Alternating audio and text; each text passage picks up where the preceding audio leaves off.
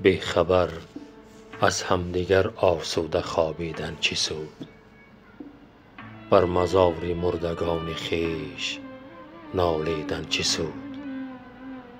زنده را تا زنده است باید به فریادش رسید، ورنه بر روی مزارش کوزه گل چیدن چه سود؟ یک شب با زنده غمخوار باش، ورنه در روی مزارش زار نالیدن چه سود؟ تا زمان زنده ایم با همدیگر بیگانه ایم، در عزاها روی همدیگر بوسیدن چه سود؟ گر توانی زنده ای را شاد کن، در عزا عطر و گلاب ناب پاشیدن چه سود؟ گر نرفتی خانه‌اش تا زنده است،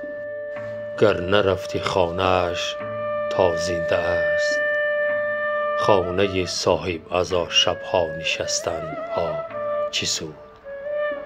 گر نپرسی حال او تا زنده است، گریه و زاری و نالیدن برای او چه سود؟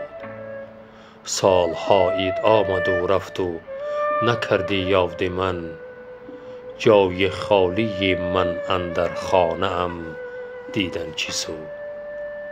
گر نکردی یاد من تا زنده ام، سنگ مرمر روی قبر من تو را چیدن چه سود؟